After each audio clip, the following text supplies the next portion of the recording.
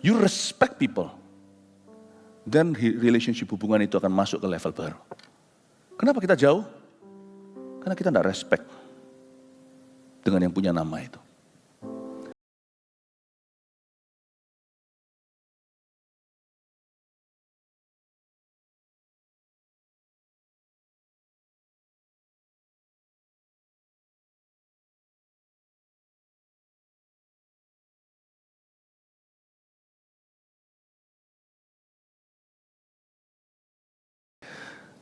Barusan beberapa waktu yang lalu 1.400 anak-anak muda diambil sebagai sampel secara acak untuk sebuah survei oleh Bilangan Research.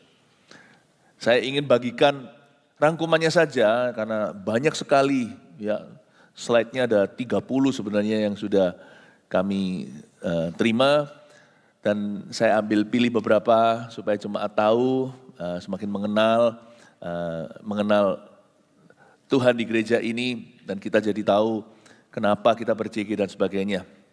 Dimunculkan di sini ya, nah dimunculkan semuanya surveinya.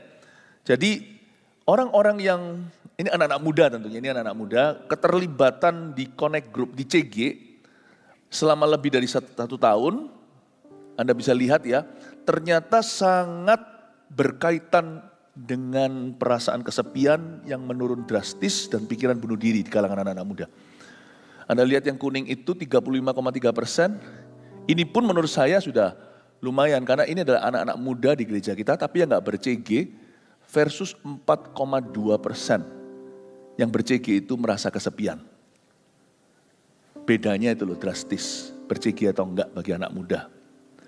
Lalu Anda lihat 23,5 itu adalah pikiran bunuh diri, ternyata masih ada juga, paling tidak pernah dipikirkan. Ini adalah jemaat gereja loh, gereja kita ambil survei, di riset tentang hal ini. Ya, tapi lihat yang ber-CG turun drastis hanya 10%. Artinya bukan berarti nggak ada pikiran itu, tetapi ada roh takut akan Tuhan. Zaman ini kan zaman edan. Bayangin kalau ini anak-anak muda, orang-orang tua, saya juga curious ya, penasaran kalau diambil surveinya, disampel juga, pasti juga ada ceritanya. Ternyata ber-CG dengan enggak itu ada perbedaan yang sangat-sangat menyolok. Anak muda yang terlibat dalam pelayanan di gereja kita itu 64% versus gereja secara global di riset muncul angka hanya 8-11%. Jadi gereja kita, puji Tuhan, anak-anak mudanya aktif melayani. Dan anak muda yang memiliki mentor dan merasa diperhatikan, mereka akan menunjukkan pertumbuhan rohani yang lebih serius, lebih dari 2 kali lipat dibandingkan yang tidak memiliki mentor, seperti Anda lihat di depan sini. Karena itu penting sekali ya, pemuritan, kenapa sih? Kenapa kita harus pemuritan, ketemu sama CGL kita, CGL juga dimuridkan oleh atasnya, yaitu coachnya.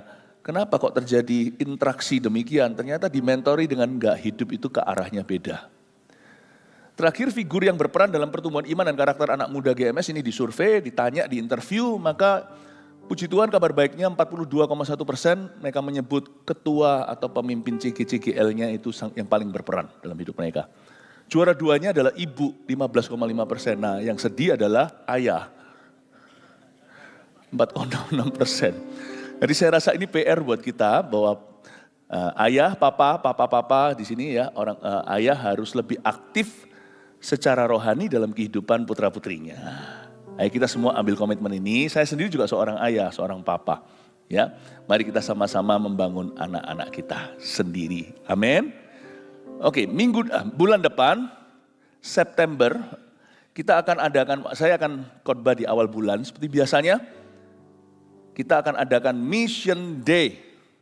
Dan Mission Day ini di sini nanti saya akan ceritakan cerita-cerita misi dari perjalanan misi kami ke mancanegara.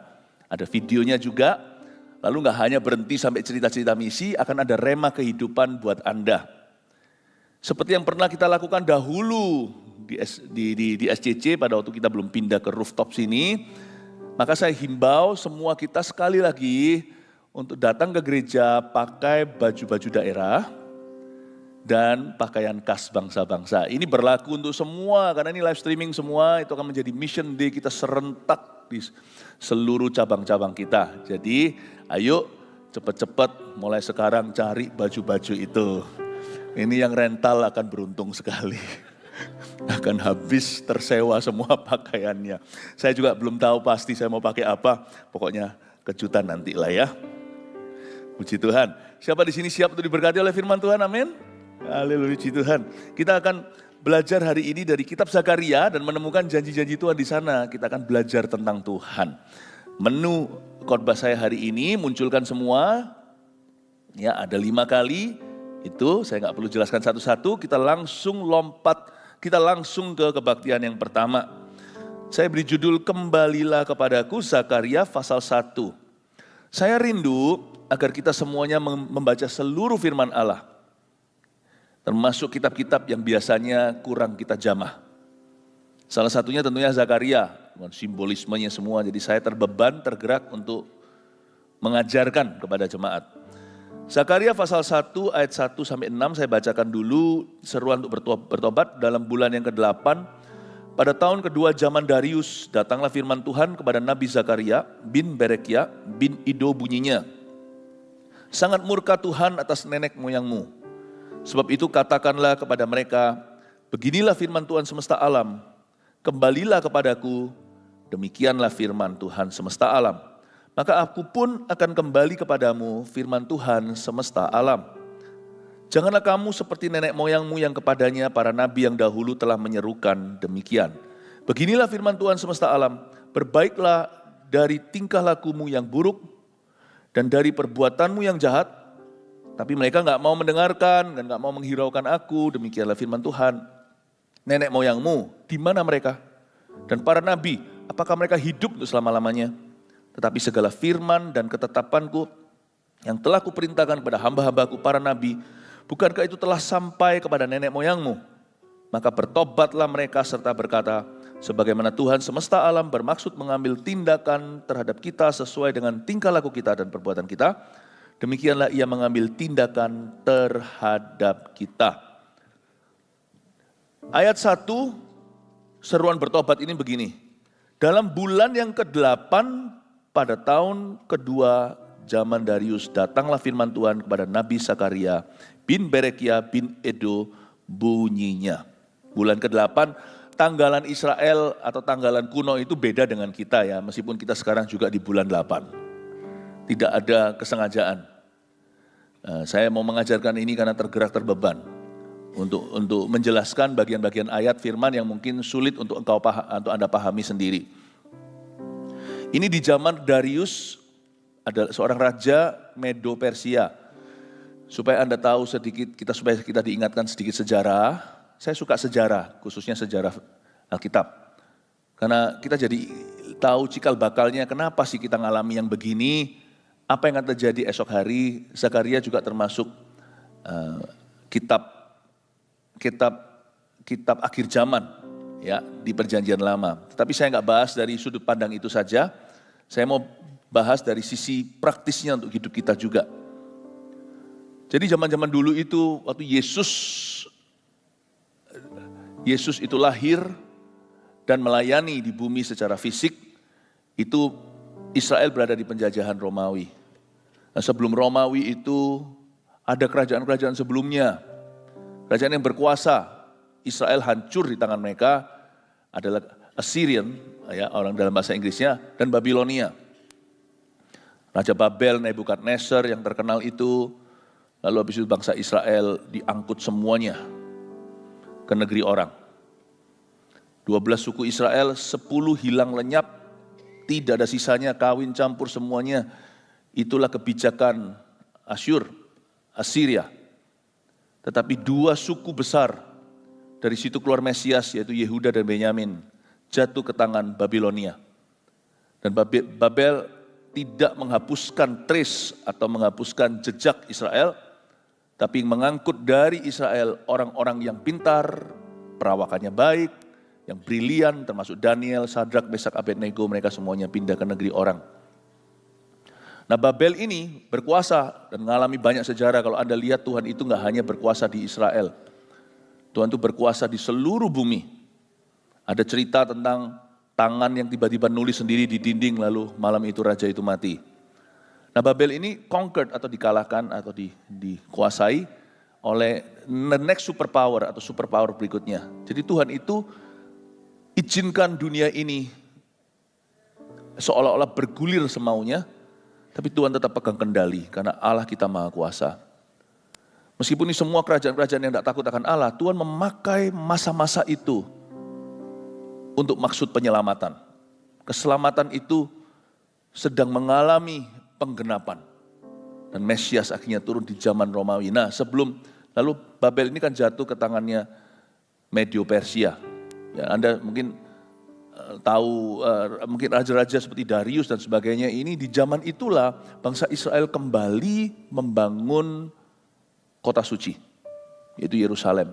Mereka kembali membangun bait Allah yang runtuh, membangun temboknya yang runtuh Nehemia, dan membangun ibadah. Seorang hamba Tuhan namanya Esra membangun kerohanian umat yang sudah rapuh. Sehingga status mereka, identitas mereka secara nasional tidak hilang lenyap karena mereka adalah umat pilihan Tuhan. Wah, ada banyak nanti, setelah itu nanti muncul Yunani, Alexander the Great, luar biasa sejarah itu. Anda tidak perlu pergi ke university zaman sekarang, apalagi Anda bisa belajar sendiri kalau mau. Ya, semuanya itu sudah ada dalam nubuatan Tuhan. Lalu Roma, setelah itu yang berjaya, Itali. Lalu habis itu mereka nanti dalam sejarah modern nggak ada di dalam Alkitab ya. Ya, nah, tapi nanti setelah itu ada namanya Viking. Bukan yang Halan. Lalu habis itu nanti ada muncul lagi yang namanya Empire, namanya British Empire dalam dunia modern. Lalu setelah itu Amerika berjaya setelah Perang Dunia II. Lalu sekarang zamannya negara adikuasa itu dibagi-bagi di dunia ini. Muncul China, Rusia, muncul negara-negara sama-sama kuat-kuatannya. Tuhan itu ada di dalam sejarah dunia. Tapi satu saja sih pesannya untuk kita secara individu. Kita tinggal di musim manapun, kapanpun, di zaman apapun. Jangan lupa, Tuhan itu hanya satu. Layani Dia. Kasih Dia. Dan Tuhan itu sekalipun maha besar, tapi Tuhan itu bisa masuk demikian kecil dalam hati kita, dalam pergumulan kita, dalam kehidupan kita, untuk menolong kita. Daniel pada saat itu di Babel, dia nggak bisa mengubah skala besar.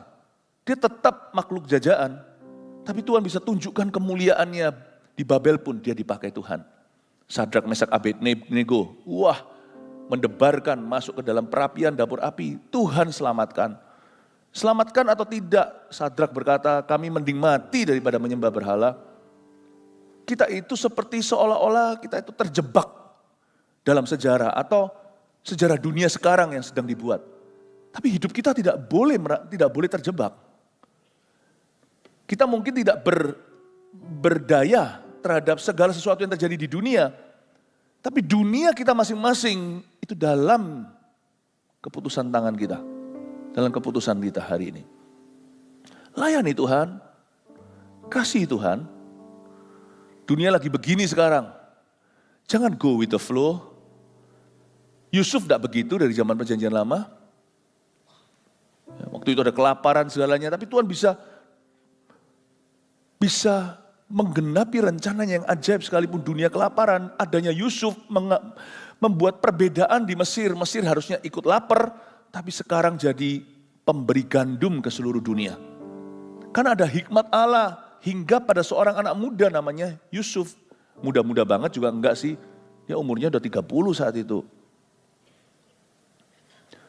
Dia merasa Tuhan di mana waktu dia di penjara. Tapi setelah itu karena dia tekun dan setia, dia tidak pernah melepaskan kepercayaannya, dia tidak pernah menjauhi Tuhan. Sekalipun Tuhan terkesan jauh kadang-kadang, karena kita nggak melihat dia, tapi ternyata Tuhan sedang merajut sesuatu yang kita tidak tahu. You don't have to be, Anda tidak usah jadi korbannya zaman. Masing-masing mereka itu stuck, atau mereka masing-masing itu terjebak di dalam konteksnya mereka. Tapi masing-masing mereka punya pilihan, layani Tuhan atau jauhi Dia. taat dan setia, atau berdosa.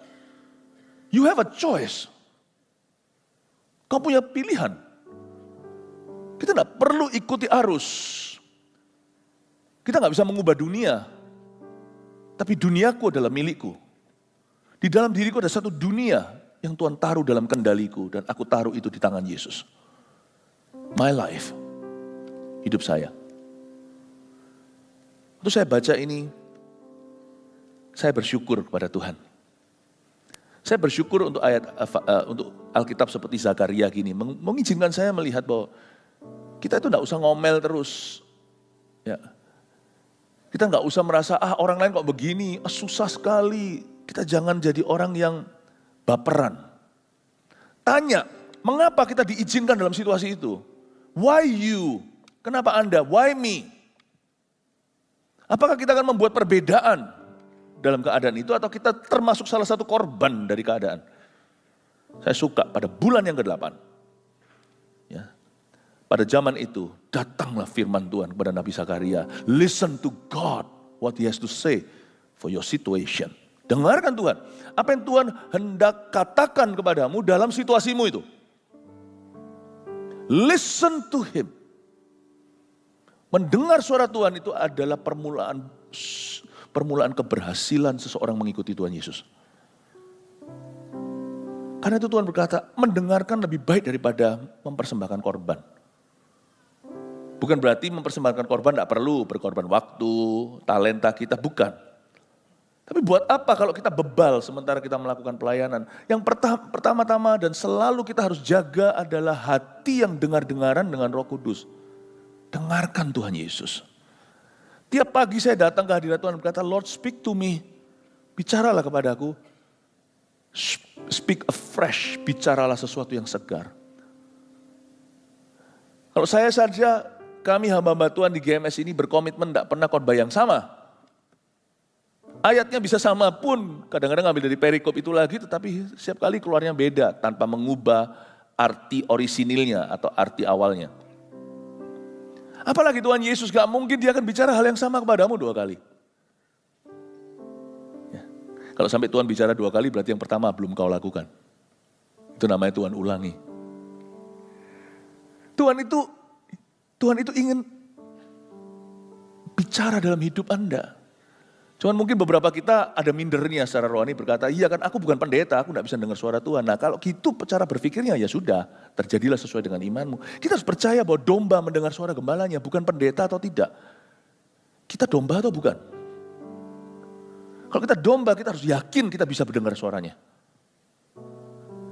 Dan suara Tuhan hari itu lewat Zakaria kepada bangsa Israel adalah, come back to me.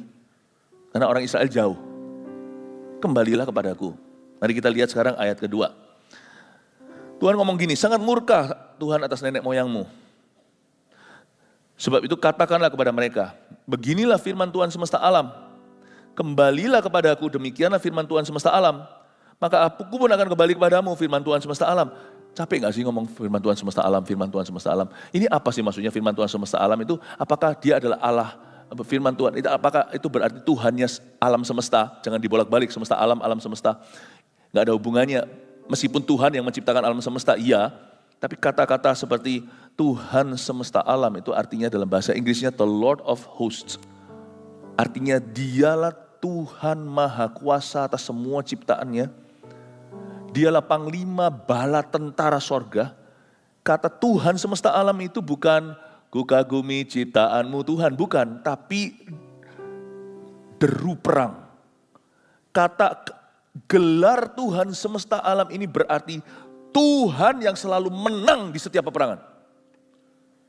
Anda jangan salah sangka kalau baca gini, semesta alam. Nanti diulang lagi. Janganlah kamu seperti nenek moyangmu, bla bla bla dan sebagainya. Beginilah firman Tuhan semesta alam, Tuhan semesta alam, Tuhan semesta alam. Saya bersyukur di perjanjian baru, kita nggak usah sampai ledeh mulutnya. Tuhan semesta alam, Tuhan semesta alam. Hanya satu nama aja. 2000 tahun lalu seorang bayi lahir. Gabriel berkata, Gabriel pun hanya pesuruh. Karena namanya manusia tetap harus ada nama. Tuhan yang tidak perlu punya nama. Aku adalah aku. Orang-orang sekarang yang orang Kristen suka memperdebatkan nama Tuhan, menurut saya sih nggak ada gunanya. Seperti YHWH, Yahweh gitu. Sebenarnya kalau kita aja berani nyebut gitu. Sebenarnya orang-orang Yahudi yang tulen, Ibrani nggak berani menyebutnya. Makanya disingkat pakai singkatan YHWH. Nggak ada yang berani nyebut.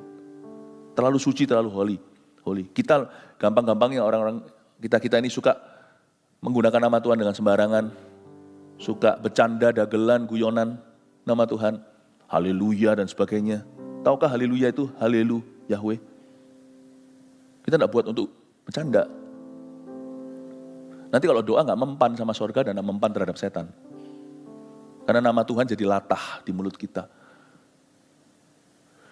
Lalu selain itu, orang-orang Kristen suka sebut sebutan-sebutan seperti yang dipakai oleh agama dan kepercayaan yang lain. Wah, insya apa dan sebagainya. Yesus digabung-gabungkan dengan itu. Don't ever do that. Pertama itu nggak lucu. Dua, hormati kepercayaan orang lain. Jangan pakai sembarangan. Kalau kita nggak yakin, ya jangan. Kecuali kita mau memeluk agama lain, meninggalkan Kristusnya. Dan pakailah. Kalau enggak, stay Christian. And stay respectful to the name of your God. Tetap harus jadi orang Kristen. Dan belajar tetap dan harus menghormati nama Tuhanmu. Orang Kristen nggak usah memperdebatkan nama Tuhan.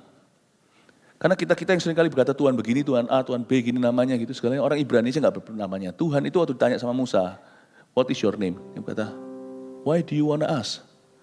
I am who I am. Aku adalah aku. Gini ya, semoga Anda sudah kenal gembala sidang Anda. Nama saya siapa? Philip Mantova. Mantova adalah namanya papa saya. Saya adalah marga, turun marganya. Ya, saya adalah Mantova, betul, salah satu Mantova. Philip, saya sungguhan Philip tah. Kalau misalnya hari ini saya namanya Andi, saya tetap saya enggak? Coba panggil saya, Pastor Andi. Saya tetap saya. Ya gini kelakuan saya. Ya pembawaan saya tetap begini. Saya suka makan apa, saya enggak apa. Kemarin pada waktu saya baru balik kemarin dari Malaysia. Lalu companion saya berkata, oh saya sadari bahwa Pastor Philip ini suka minum kuah-kuah ya. Sekarang jadi tahu, saya ini suka kuah-kuah. Saya mau namanya Andi pun saya tetap suka kuah. Saya nggak suka gorengan. Saya tetap saya. Saya dapat nama Philip itu karena orang tua saya kasih. Mama saya yang kasih saya nama Philip.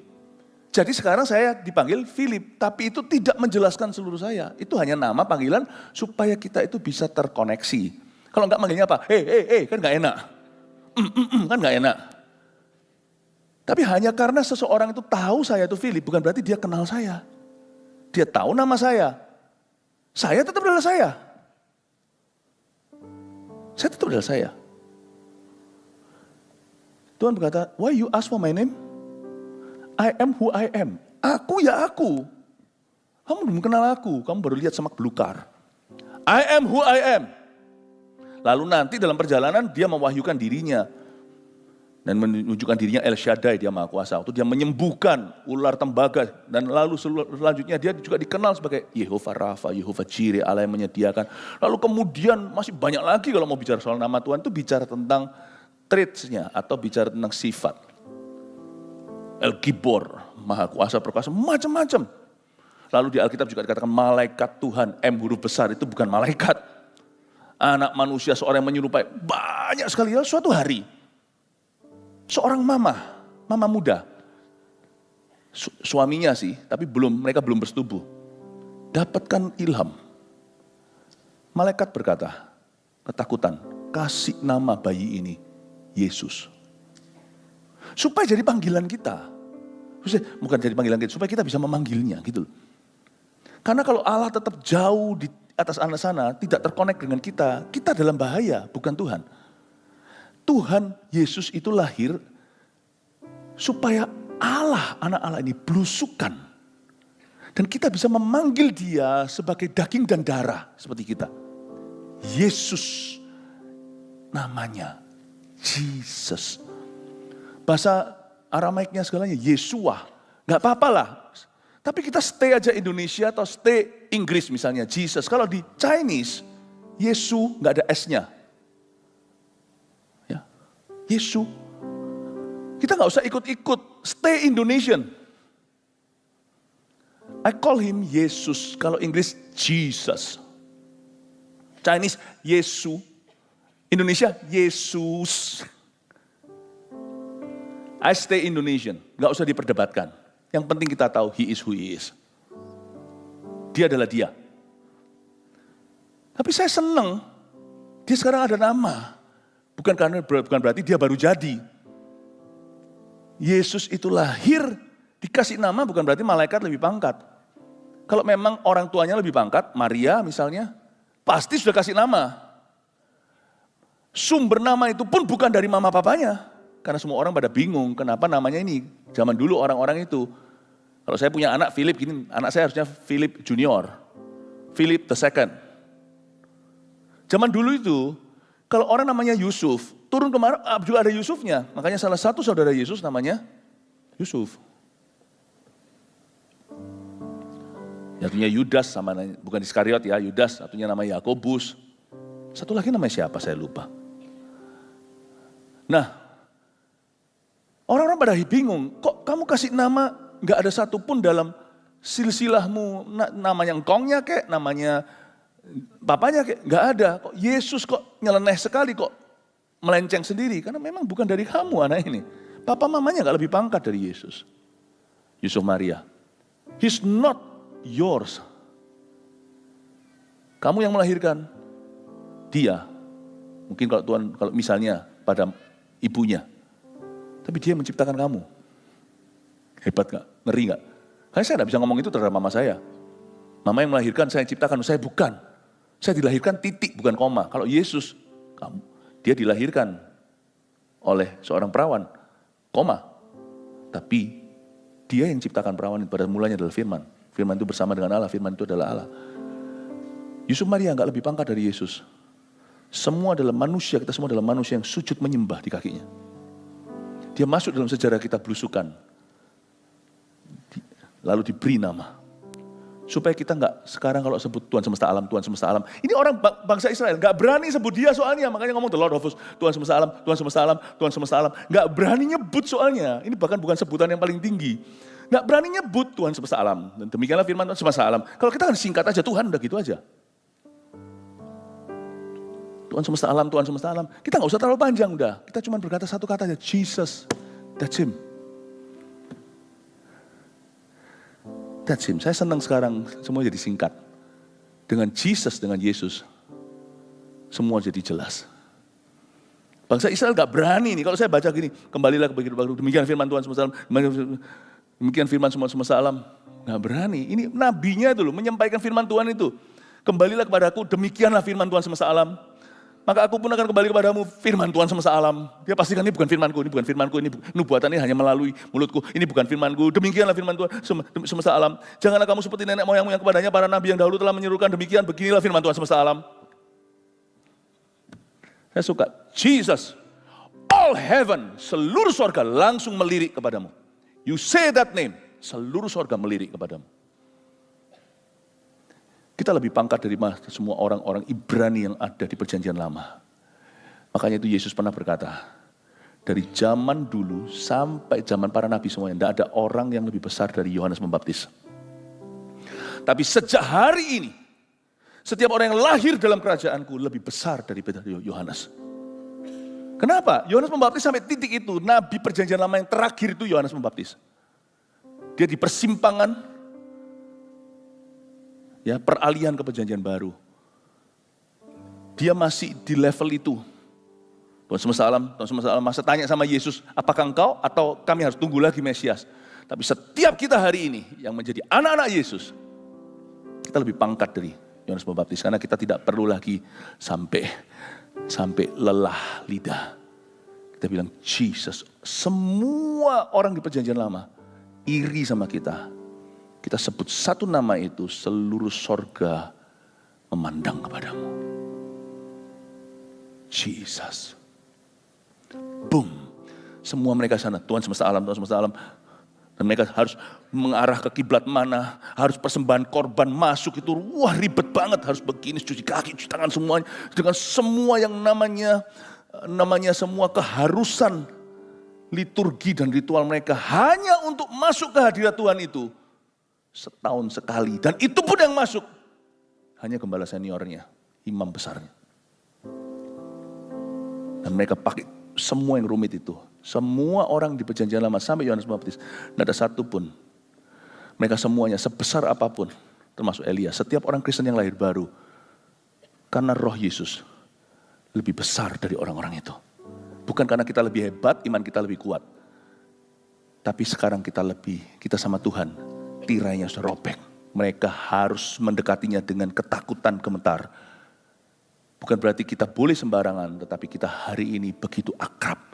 Because of Jesus. Makanya saya kalau nyebut Tuhan Yesus ya, saya kalau nyebut orang aja misalnya yang lebih tua, misalnya saya nyebut Pak Sam Koliang. Saya nggak sebut, sorry ya, ini cuma contoh ya. Sam, nggak berani saya. Sebab saya gembala senior di tempat ini. Saya panggilnya Pak Sam. Saya panggil Pak Liang, tapi karena Koliang ini meskipun juga nggak usah disebut usianya berapa, 60? 64 loh Koliang ini, ya ketua MSP kita. Ya, saya sebut Pak Liang nggak cocok karena jiwanya masih sangat-sangat muda. Saya sebutnya Koliang. Koliang panggil saya juga aneh. 64 lawan 52. Panggil saya Ko Philip. Padahal saya bukan kokonya. Kita bisa jambal ya kalau manggil Yesus ya. Yesus gitu aja ya. Saya nggak berani kok. Saya dalam doa saya selalu bilang Tuhan Yesus. Meskipun nama itu satu nama kau sebut itu sudah lebih menghemat mulutmu daripada Tuhan semesta alam, Tuhan semesta alam, Tuhan semesta alam. Saya nggak berani sebut kalau saya menyembah di depan Tuhan, saya berkata Tuhan Yesus. Mana ada Tuhan Yesus tuh usianya berapa? Dari kekal sampai kekal. Saya nggak berani jambal, nggak tahu bahasa Indonesianya apa.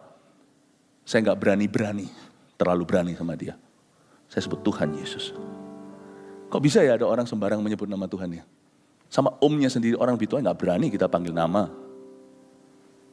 Kita kok bisa main-main dengan nama Tuhan ya? You want to know why hubungan kita tidak akrab sama Tuhan? Karena kita tidak respect sama nama itu. Kita tidak honor, kita tidak menghormati nama itu. Kita sembrono. Sama Yesus saya tidak berani. Saya kalau sama orang, ya saya nggak kenal, saya nggak berani sebut panggil dia dengan nama pertama first name-nya, saya nggak berani. Siapapun saya temui, saya pasti akan, apalagi kalau orang berkedudukan, saya pasti akan panggil dia dengan gelarnya. Paling tidak saya bilang Pak ini, Bu ini, saya selalu akan bilang begitu. Kalau saya tidak terlalu akrab sama satu orang, saya tidak akan panggil dia dengan namanya saja. Saya belajar menunjukkan di depan bahwa I honor dan respect everybody. Saya rasa itu lebih baik lah daripada kalau di Amerika, saya punya teman dulu di Kanada ya. Kalau manggil omnya aja, waduh. Manggil mertuanya juga. Hey Billy! Billy siapa? Itu mertuamu. Ya kan? Hey Jason! Papanya dipanggil Jason. Itu kok mesti masukin kembali lagi ke perut mamanya. Jangan dikeluarkan selama-lamanya. You respect people. Dan relationship hubungan itu akan masuk ke level baru. Kenapa kita jauh? Karena kita tidak respect dengan yang punya nama itu. Saya respect. Saya kalau mau pelayanan saya persiapan dulu karena saya respect dia. Mau ibadah saya akan datang lebih pagi. Saya respect dia. Saya tidak akan asal-asal. Waktu saya dulu menjadi jemaat saja, saya selalu early. Di situ pertama kali saya ketemu sama Ci Airin, itu karena saya setengah jam kepagian datang ke gereja. Ya, ya ada ceritanya itu. Untung saya kepagian. Tuhan selalu memberi jodoh kepada orang yang kepagian ke gereja. Setengah jam. Ternyata dia juga punya kebiasaan sama. Setengah jam sebelumnya sudah duduk dan berdoa. Sekarang sebagai pengkhotbah saya khotbah 5 kali balik dari Malaysia terus besok apa-apa. Saya nggak kuat untuk ikuti seluruh ibadah seperti itu. Saya doa secara privately. Nah, fisik saya nggak kuat. Kalau untuk khotbah seperti ini itu perlu konsentrasi yang luar biasa. Diajak foto sekali sebelum saya khotbah udah buyar semuanya fokusnya nanti. Tapi waktu saya menjadi jemaat saja, saya datang itu pasti lebih early. Karena saya tidak punya tempat speaker, tidak punya tempat persembunyian pengkhotbah di mana dia bersekutu dengan Tuhan, lalu waktunya dia keluar. Nah inilah, belajarlah respect kalau kita mau mendapatkan sesuatu, benar-benar kalau kita mau belajar tentang Tuhan. Bukankah saya sudah beritahukan waktu kita belajar Zakaria ini, we will learn about God. Kita akan belajar tentang Tuhan. Siapa yang kau hargai, kita pasti akan respect. Siapa yang kita hargai, kita pasti akan mempersiapkan diri. Amin Bapak Ibu. Nah di sini Yesus berkata, kembalilah kepadaku. Tepat sekali ayat 3 ya, sebab beginilah, itu katakanlah kepada mereka, beginilah firman Tuhan semesta alam. Kembalilah kepadaku, demikianlah firman Tuhan semesta alam. Maka aku pun akan kembali kepadamu firman Tuhan semesta alam. Loh Tuhan kemana kok Tuhan mau kembali? Gini ya, ingat Bapak Ibu, setiap kali kalau kita merasa jauh dari Tuhan, siapa pernah merasa jauh dari Tuhan? Saya juga pernah. Sesungguhnya bukanlah Tuhan yang menjauhi kita, kita yang menjauhi Dia. Makanya itu ayatnya gini, Tuhan itu tahu duduk masalah. Duduk masalahnya di mana? Dia berkata kepada orang Israel lewat mulut Zakaria, come back to me.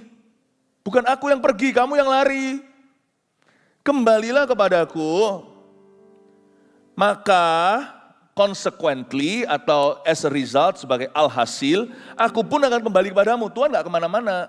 Jadi kalau kita merasa jauh dari Tuhan, itu pasti kita yang menjauhi, bukan Tuhan yang jauh dari kita. Jadi jangan kita mudah salahkan Dia. Kenapa Tuhan jauh? Jangan, kalau sampai kita merasa jauh, ada kesaksian roh di dalam kita menuduh. Atau kita merasakan kok kita jauh ya, kok Tuhan jauh dari kita. Langsung curiga, ini aku pasti yang menjauhi. Mungkin tanpa sengaja.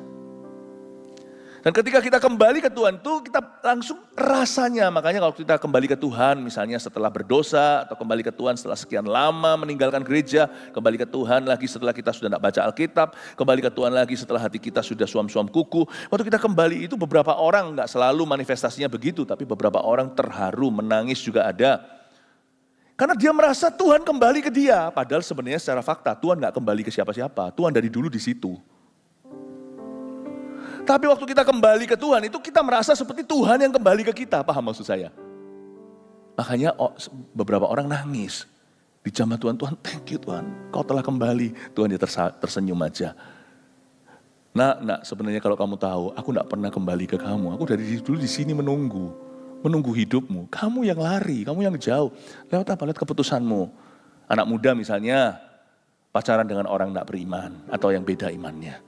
Atau beberapa orang karena bisnis pekerjaan, I'm too busy for the Lord, aku terlalu sibuk untuk Tuhan. Beberapa orang dalam pelayanan sudah gak lagi lihat Tuhan. Udah macam-macam lagi ekspektasinya, udah kecewa sana sini.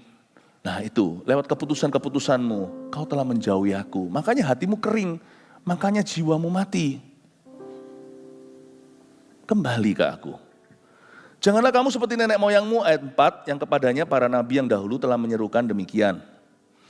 Tuhan berkata begini, kamu kalau mau belajar ya, belajarlah dari kesalahan orang lain. Jangan kamu seperti nenek moyangmu. Ada satu hal yang saya lihat bahwa manusia itu kurang bagus di area ini. Kita itu cepat sekali untuk nangkep teknologi, sesuatu yang baru. Wah, cepat sekali kalau ada berita. Kita belum tahu apakah itu betul atau enggak, kita langsung forward biasanya. Ya. Lalu kita pokoknya soal teknologi terbaru, apa kayak cepat banget, cepat sekali. Ya. Wah ini begini, oh sekarang ada gini, ada fitur gini. Lalu habis itu ada sosial media baru yang lama cepat berlalu. Zaman dulu masih ingat kok saya masih zamannya Facebook. Ya. Sekarang langsung ini sudah ada yang baru lagi, lebih baru, lebih canggih, cepat. Tapi satu hal ini kita kurang. Kita itu kurang cepat nangkep dari kesalahan orang lain. Karena manusia itu selalu repeating atau mengulangi kesalahan orang lain. Kalau sebenarnya kalau kita mau belajar aja, cepat-cepat mengerti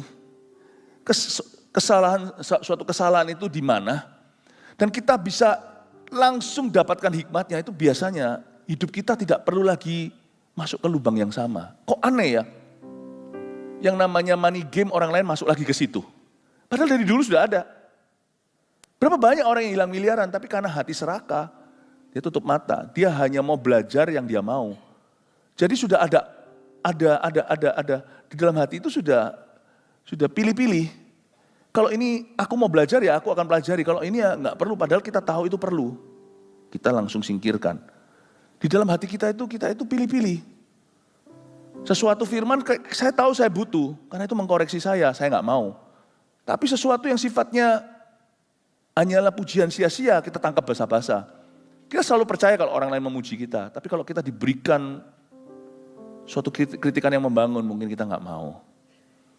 Kita nggak suka dengan evaluasi. Padahal itu bisa menyelamatkan masa depan kita loh. Paling tidak ada satu beef atau ada satu cang atau ada satu bongkahan masa depan kita itu bisa diselamatkan kalau kita itu mau belajar dari kesalahan nenek moyang kita. Nenek moyang itu tidak tentu nenek moyang kita, kakek nenek kita. Nenek moyang itu adalah pendahulu kita. Ada orang dulu dalam pelayanan ini sama dengan aku, lihat dia jatuh atau lihat dia membuat kesalahan. Lihat dia membuat keputusan yang sangat bodoh. Lihat kemana dia pergi hari ini di dalam kehidupan ini. Kita kalau ngomong belajar, kita ngikut aja. Padahal sebelum orang-orang tersebut masih ada orang-orang lain yang belasan tahun kemudian kelihatan hidupnya tidak kemana-mana. Why don't we learn? Kenapa kita tidak mau belajar dari orang-orang yang sudah meninggalkan Tuhan? Puluhan tahun sebelum kita. Dan kita lihat baik-baik nasib yang menimpa mereka. Why don't we learn? Kenapa kita tidak mau belajar? Janganlah kamu mengulangi kesalahan nenek moyangmu. Itu bukan hanya bicara tentang kerabat, keluarga. Tapi orang-orang yang punya kemiripan sama kita, atau mungkin di bidang sama, dan mereka membuat kesalahan. Lalu puluhan tahun kemudian, lihat hidupnya. Why do you want to make the same mistake? He did 10 years ago. Kenapa kamu mau membuat keputusan yang kesalahan yang sama yang orang itu bikin 10 tahun yang lalu? Tidakkah kau melihatnya? Tidakkah kau bisa petik pelajaran berharga daripadanya? Kenapa masih membuat kesalahan yang sama, keputusan yang sama? Orang sudah, sebenarnya menurut saya ada satu sekolah Roh Kudus yang kita selalu abaikan, yaitu bukan berarti kita kepoin orang lain, bukan, tapi ada baiknya kita itu sebelum membuat keputusan gegabah atau keputusan emosi, think about people, pikirkan orang-orang yang pernah membuat keputusan yang sama. Cek di mana mereka berada sekarang dalam hidup ini. Sebelum selingkuh, lihat orang-orang yang selingkuh. Mana ada yang enak nanti ujungnya? Keturunannya. Cek. Lihat. Susah meskipun mereka masing-masing nanti bawa itu akan bisa patah kutuk sendiri. Setiap orang punya pilihan, tetapi jalannya pasti tidak ringan. Ada perjuangan yang tidak perlu dipikul oleh keturunanmu jikalau kita tidak membuat kesalahan itu, yaitu selingkuh. Paling tidak, let's not talk about curses, jangan bicara soal kutuk lah. Kutuk itu sesuatu yang sifatnya misterius kan. Paling tidak hati anak itu akan disakiti. Pasti ada insecurity, akan ada rasa tidak yakin. Akan ada sesuatu yang hilang permanen di dalam dirinya. Paling tidak ada sesuatu yang sesuatu yang memar gitu. Kayak orang itu seperti ditampar, itu pasti ada memarnya.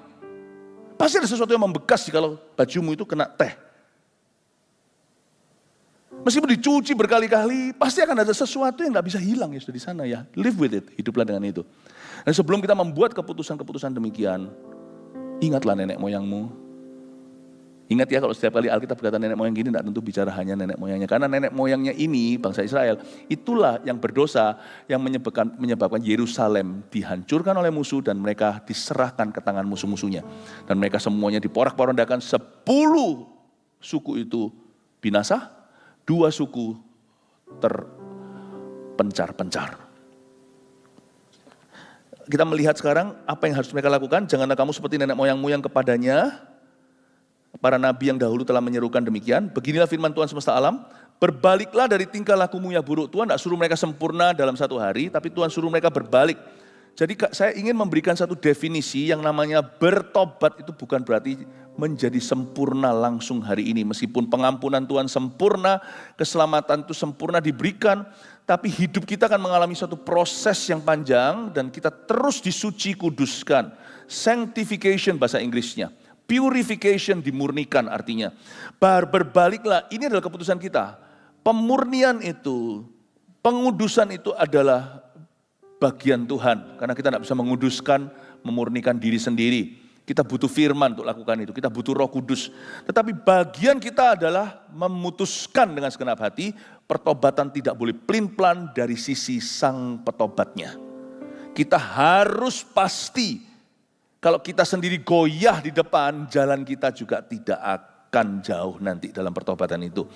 Karena itu kata berbaliklah ini very important. Orang yang mau benar-benar ikut Yesus, harus bertobat dari dosa-dosanya yang dia sadari. Kata berbaliklah itu berarti berputar 180 derajat. Mungkin kita sudah jalan jauh dari Tuhan, situ sorga misalnya, situ ke arah neraka. Saya sudah sebentar lagi nyemplung sudah ke lautan api misalnya. Tapi saya mendengar suara Tuhan, kembalilah. Kembali itu bukan tiba-tiba langsung saya sudah ada di sana. Kembali itu artinya stop where you are going, hentikan arah kakimu yang salah itu. Berhenti di tempat lebih baik daripada berjalan lebih jauh. Berbaliklah itu artinya putar 180 derajat. Kita masih tetap rasakan punggung kita panas karena ada lautan api di belakang. Paling tidak, kita akan berjalan makin lama, makin kuat. Hendak menghadap Allah di Sion. Ke depan itu pemandangannya sudah sejuk. Berbalik itu 180 derajat. 180 derajat. Itu arti kata bertobat. Makanya itu orang yang sudah bertobat, tidak langsung sempurna. Gereja diisi dengan banyak bayi rohani yang masih bermasalah. Tapi kalau orang itu bertobat dan dia sudah berbalik 180 derajat, dia pasti mudah diajar oleh Tuhan. Dan mudah diajar oleh orang lain. Waktu dia jalan mungkin masih senggolan dengan orang, masih konflik sana sini. Tapi kalau orang itu sudah berbalik hatinya, dia itu akan lembut. Lembut hatinya. Kalau orang itu sudah berbalik, dia akan lembut hatinya. Karena itu gereja masih diisi dengan orang-orang yang belum sempurna. Masih disempurnakan, digesek kanan kiri. Dan ada satu titik orang itu berbalik, berjalan makin lama makin kuat di satu titik. Seperti Yudas Iskariot juga bisa dan banyak hamba-hamba Tuhan lainnya di perjanjian lama juga ada. Seperti Saul dan sebagainya. Orang itu masih bisa putar balik lagi 180 derajat ke sana. Namanya MURTAD, murtad kata Ibrani. Bisa. Jadi jangan heran. Di titik ini kau setia, di titik itu kau lengah, kau bisa menjual Tuhan Yesus kedua kali. Saya tidak mau masuk ke arah sekali selamat tetap selamat atau keselamatan itu wait and see, lihat dulu, saya nggak mau ke situ. Ada kalau Anda belajar teologi ada yang namanya Arminisme, Calvinisme. Saya terhadap orang itu selalu tekankan tanggung jawab. I'm always Arminian towards men. Calvinist towards God. Saya selalu pada Tuhan berkata, semua karena anugerahmu bukan karena usahaku. Tapi kepada manusia, jangan lemparkan tanggung jawabmu ke Tuhan. Gak heran ada orang itu yang setia di sini, nanti di sebelah situ. Bisa gak keruan. Makanya Yesus berkata, kau mau ikut aku? Pikul salib bukan sekali-kali. Atau hanya sekali, setiap hari. Ikut aku. Saya di sini ya, bisa setia seperti misalnya pada waktu pemberontakan anak Daud. Yoab itu setia sama Daud. Di sini ditangkap tuh Absalom tuh. Tapi di sebelah sana nanti dia bisa membela apa yang Daud mau singkirkan. Dia bisa berlawanan menjadi oposisi Daud dan melawan kehendak Tuhan bagi kerajaan Israel di zaman itu. Di situ dia betul, di sini dia salah. Di sinilah banyak orang juga, kita juga pernah mendengar, mana hamba-hamba Tuhan jatuh juga ada di sebelah situ. Pertobatannya jangan kau ragukan, sungguh-sungguh dia ketemu Tuhan. Itulah sebabnya bukan alasan. Alkitab berkata berbaliklah itu bukanlah sekali balik. Supaya jangan sampai kita dolak-dalik. Berbalik itu artinya keep on walking in the spirit of repentance. Dalam roh pertobatan. Tiap hari dalam roh pertobatan berjalanlah. Karena di sebelah sana, seorang laki-laki yang setia sama keluarganya, bisa punya mistress dan simpanan di sebelah sini. Di situ enggak tadi. Tapi waktu mulai masuk ke hawa suci, masuk mulai di depan sini, sudah gak kerasa tuh. Gak kerasa panas-panasnya api unggun. Sudah di sini sudah sejuk, ketika sejuk dia tidur. Jalan-jalan di Sotoh. Lihat Batsyeba mandi, sesuatu terjadi. Be careful when you're already in the church, di dalam gereja. Seolah-olah almost in heaven, hampir-hampir mencapai surga. Janganlah kau lengah. Mari kita saling mendoakan supaya kita terus dikuduskan. Amin Bapak Ibu. Ya, lanjut dengan sedikit lagi saya selesai. Jadi gimana caranya dong? Berbaliklah dari tingkah lakumu yang buruk dan dari perbuatanmu yang jahat. Tetapi mereka nggak mau mendengarkan dan nggak mau menghiraukan aku. Demikianlah firman Tuhan. Setahu saya, waktu saya baca ini, mereka nggak pernah tuh secara vulgar ngomong aku nggak mau Tuhan. Bangsa Israel itu selalu mulutnya manis. Tapi Tuhan ngomong gini, enggak, kamu enggak mau dengarkan aku, kamu enggak hiraukan aku, kamu tolak aku. Gini ya, saya kasih simpelnya. Bagi Tuhan itu cukup jelas kok. Tuhan itu adalah maha penerjemah. Setiap ya yang kau katakan pada perkara salah, kau sudah berkata tidak pada Tuhan. Mau tahu? Misalnya, seorang wanita nih dikejar banyak alat. Wah, semua pria di dunianya, wah seneng sama dia kerja semua. Mau tahu enggak cara nolak semua pria itu? Gampang. Say aja I do pada satu. Bilang aja saya bersedia kepada satu pria. Buyar sudah semuanya. Dengan kata lain, enggak. Kagak, tidak. Mau ngomong tidak sama Tuhan, gampang. Say yes. Katakan aja sesuatu yang mendukakan hati Roh Kudus. Katakan aja ya kepada perkara yang salah. Udah, Tuhan ngerti kok. Oke, aku mundur, aku ngerti kau. Kau tolak. Waktu saya berkata ya kepada anak saya untuk pergi kemana misalnya, untuk meluangkan waktu itu berarti saya harus berkata tidak pada pelayanan tertentu. Kalau saya harus pelayanan misalnya, itu berarti otomatis anak-anak saya tahu saya tidak akan pergi sama mereka. Jadi itu tidak otomatis ke mereka. Yamu itu nggak pernah satu arah. Yamu itu tidak di belakang, pasti ada. Tidakmu kepada seseorang itu ya kepada orang yang lain. So God understands what you, dan Tuhan sangat mengerti apa yang kau maksudkan. Keputusan hidupmu itu ya atau tidak, Tuhan akan paham. Tuhan akan menerimanya sebagai penolakan atau penerimaan padanya. Nenek moyangmu di mana? Tuhan bilang tantang. Mana nenek moyangmu? Para nabimu di mana? Apa mereka masih hidup enggak? Terus selama-lamanya. Tuhan bilang, kenapa kamu layani nenek moyangmu? Kenapa pegang tradisi nenek moyang kayak gitu? Di mana sih mereka semuanya? Di kuburan. Aku tetap Tuhan. Layani aku.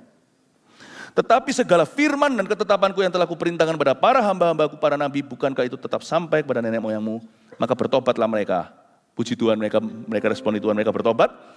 Dan sebagaimana Tuhan semesta alam bermaksud mengambil tindakan terhadap kita sesuai dengan tingkah laku kita dan perbuatan kita, demikianlah ia mengambil tindakan terhadap kita.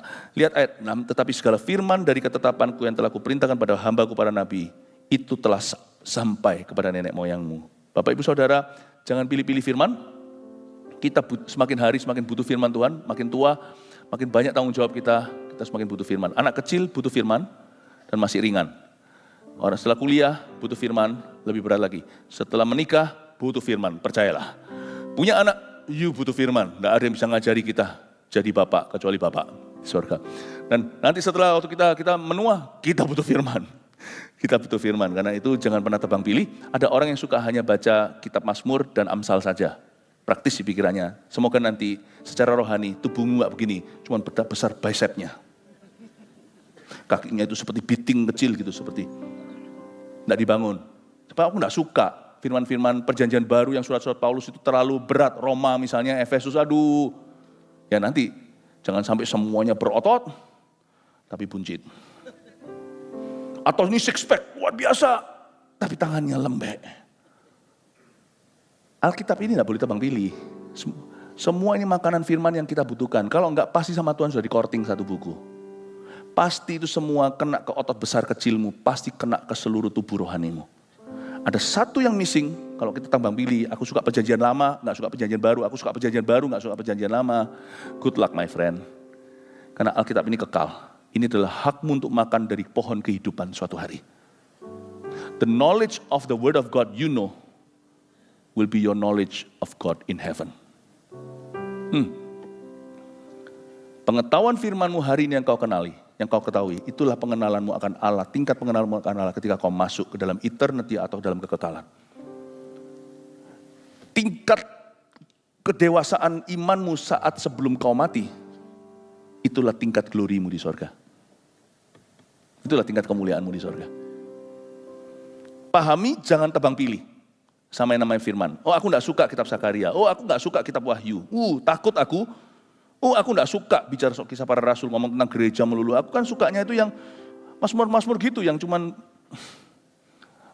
perasaanku dicurahkan. Nanti ya ada apa-apa.